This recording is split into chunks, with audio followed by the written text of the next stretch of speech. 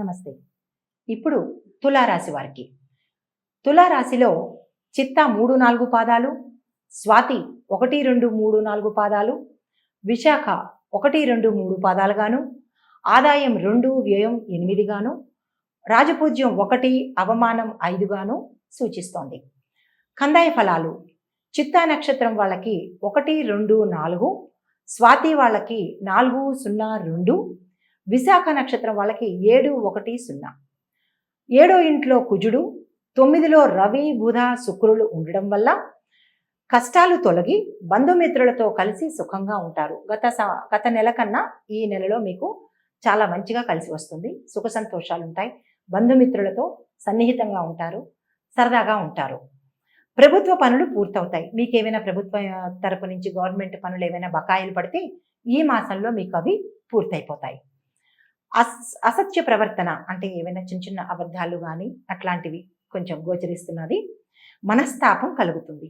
దేనికైనా ఏ విషయానికైనా కొంచెం మనస్తాపం కలిగే సూచనలు కనబడుతున్నాయి. వివిధ రూపాల్లో కష్టాలు వెంటాడతాయి. ఏదో ఒక రూపంలో కష్టాలు వెంటాడతాయి. కానీ సూచనలు కూడా చెప్తాను, అవి పాటించుకుంటే అంత ఇది ఉండదు. పరిహారాలు కూడా చెప్తాను, పాటించుకోండి. ఇప్పుడు వ్యవసాయదారులకి 2 పంటలతో పాటు వాణిజ్య పంటలు కూడా లాభం ఉంటుంది. వాణిజ్య పంటలు వేసుకున్న మంచి లాభాలు గత నెల కన్నా ఈ నెలలో మంచి లాభాలను పొందుతారు. పండ్ల తోటలు కూడా చక్కగా ఫలిస్తాయి. అంటే ఎటువంటి నష్టము లేకుండా మీరు వేసిన పంటలన్నీ అన్ని చెట్లు కాపుకు వచ్చి మీకు మంచి ఫలితాన్ని ఇస్తాయి.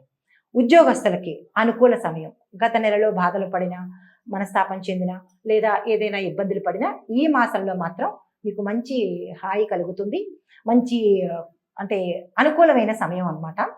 అధికారులు మీ సలహాలు అడుగుతారు. గత నెలలో మిమ్మల్ని ఇబ్బంది పెట్టిన వాళ్ళు ఈ మాసంలో మిమ్మల్ని సలహాలు అడుగుతారు. మీరు వారి దృష్టిలో కొంచెం ఎక్కువ స్థాయిలో కనపడతారు. ప్రమోషన్లు, బదిలీలు, ఆదాయం పెరుగుతుంది. కొందరు కంపెనీలు కూడా మారే అవకాశం ఇక్కడ గోచరిస్తోంది. మీరు ఏదైనా పాత కంపెనీ నుంచి కొత్త కంపెనీకి మారినా మీకు మంచి జరిగే సూచనలు కనపడుతున్నాయి. వ్యాపారస్తులకి అన్ని రంగాల వాళ్ళకి, అన్ని వర్గాల వాళ్ళకి పట్టిందల్లా బంగారంలా ఉంటుంది.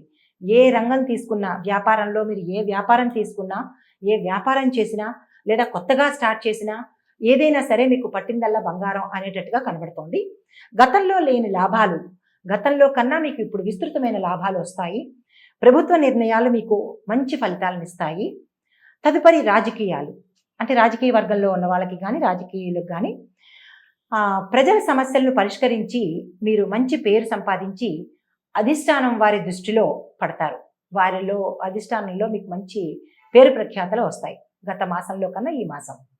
ఎన్నికల్లో గెలుపొంది పదవులు పొందుతారు.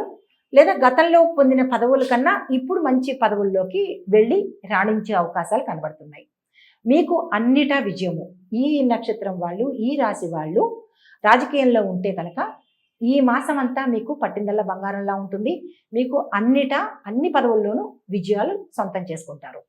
సూచనలు: చిత్తా నక్షత్రం వాళ్ళు మంగళవారాన్ని పాటించాలి, అంటే మంగళవార నియమాలు పాటించాలి.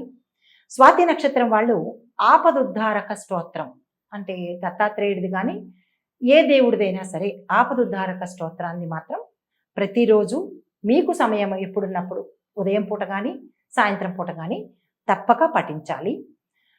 విశాఖ నక్షత్రం వాళ్ళు గురువులను గౌరవించుకోవాలి, సన్మానించుకోవాలి. ఈ సూచనలు, సలహాలు పాటిస్తే కనుక మీకుండే కష్టాలు, ఒడిదుడుకులు, మనస్తాపాలు, అనుకున్న పనులు కాకపోవడం ఇలాంటివన్నీ దాటగలుగుతారు. చేసుకుని సుఖ సంతోషాలతో ఉండండి. నమస్తే.